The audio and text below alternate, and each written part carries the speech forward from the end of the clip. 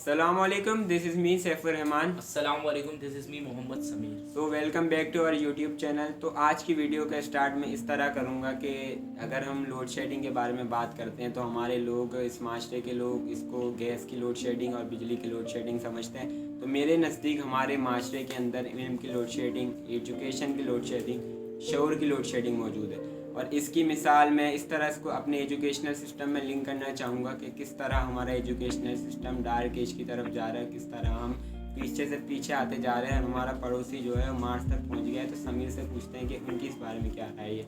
जैसा कि सैफ भाई आपने बात की कि पाकिस्तान में एजुकेशन का जो पर्पज़ है वो सिर्फ रट्टाफिकेशन ही रह चुका है।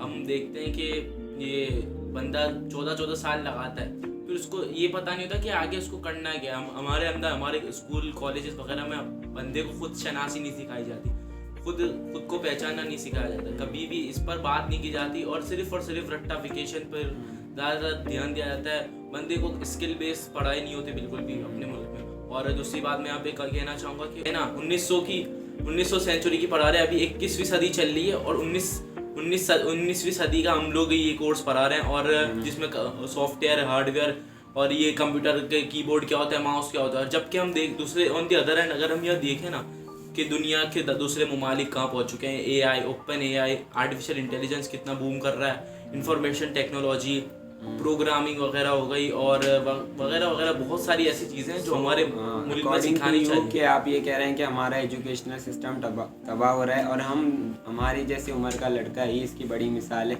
जैसे हम देखते हैं कि 8वीं या 9वीं क्लास में हम कंप्यूटर साइंस और बायोलॉजी, हमारे जहन में होता है कि बस हमें ये चूज़ करना है। और मेरा दिल से सवाल निकलता है कि यार अगर मैं केमिस्ट्री पढ़ रहा हूँ, a+b² का फॉर्मूला मुझे याद है, मैथ्स में अच्छा हूँ और मेरा शौक बाद में जाके कंप्यूटर में होता है, तो what is benefit for it. मैंने तो अपना टाइम ज़ाया किया ना। मुझे तो यूनिवर्सिटी के बाद पता चल रहा है कि मुझे ये करना है। तो ये भी एक बहुत बड़ा मसला है कि बाद में जाके बंदा कुछ और कर रहा है, पढ़ कुछ और रहा होता है। अभी कराची यूनिवर्सिटी में एक रिसेंटली इवेंट हुआ था, मैंने जिसमें देखा कि मतलब जो बड़े बड़े प्रोफेसर्स वगैरह, कहना तो नहीं चाहिए, किसी को पॉइंट आउट तो नहीं करना चाहिए, लेकिन मैंने देखा कि प्रोफेसर्स को जो बच्चे वो Windows 7 कैसे इंस्टॉल होती है वगैरह ऐसी चीज़ दिखा रहे हैं और बच्चों को कुछ भी नहीं सिखाया जा रहा, सिर्फ और सिर्फ रट्टाफिकेशन, पुराने का वही जो चला आ रहा है ना, वही सिखाया जा रहा है। कुछ भी नया रेवोल्यूशन आ ही नहीं रहा। रेवोल्यूशन मतलब ये जो इनकलाब वगैरह तो आ ही नहीं पा रहा और जो लोग लाने की कोशिश करते हैं उनको हमेशा दबा दिया जाता है। अब जो बंदा 20 साल से पुराना प्रोफेसर है वो जो बंदा है वही लोग हैं। और आप ये देख सकते हैं कि हम देखते हैं कि यूनिवर्सिटीज़ वगैरह में बिजनेस वो लोग पढ़ाते हैं जिन्होंने कभी बिजनेस को पढ़ा भी नहीं है, कभी बिजनेस उन्होंने ज़िंदगी में किया नहीं है, लेकिन वो सिर्फ रट्टा मार के वो भी बिजनेस पढ़ाते हैं। और लोग क्या सीखेंगे ऐसे सर्स जो खुद इस फील्ड में कामयाबी नहीं हो सके। जबकि हम बाहर देखते हैं जो भी बंदे की सिलेक्शन होती है ना, जो टीचर होता है तो उसको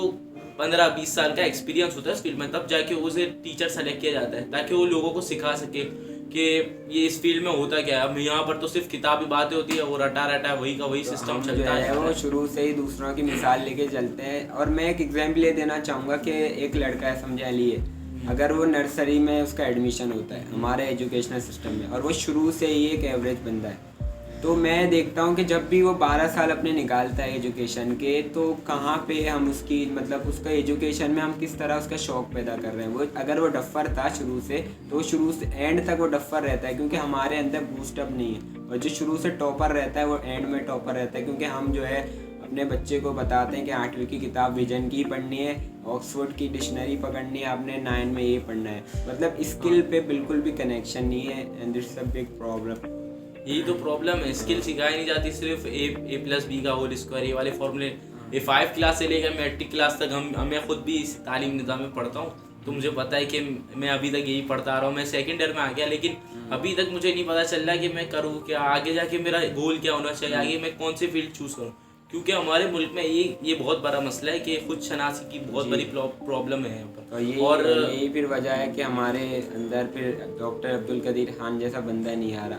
और हमें ये मालूम अभी तक नहीं है कि जापान में और चाइना में लोगों ने ऐसी चीज़ें बना ली है। वहाँ का स्टूडेंट जिसने यूनिवर्सिटी की, तो उसको इस तरह पढ़ाया गया कि उसने ऐसी इक्विपमेंट बनाई कि अगर आप एक मशीन टाइप है, आप रात को उसको अपने ब्रेन के साथ कनेक्ट करेंगे तो पूरी रात जो आपने ख्वाब देखा है वो सुबह आपको स्क्रीन पे दिखाएगा। यहाँ का जो बच्चा होता है वो ज़्यादा ड्रोन बनाता है, वो भी देखता है कि इस बंदे ने ड्रोन बनाया, वो भी यूट्यूब से सर्च करेगा, उसको देखेगा। हमारे खुद से अंदर कोई भी चीज़ नहीं आ रही।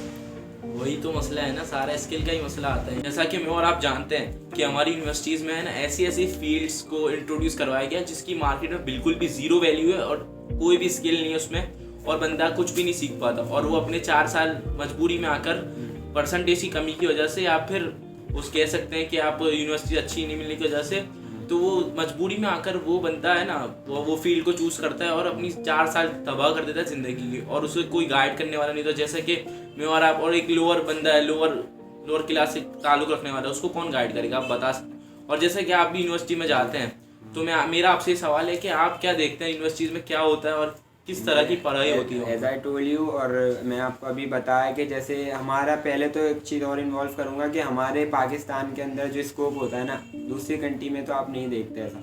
जिस भी आप फील्ड में मैं देखता हूँ कि आपने CS पढ़ा, इलेक्ट्रिकल पढ़ा, मैकेनिकल पढ़ा, वहाँ आपको जाकर फ़ायदा होता है।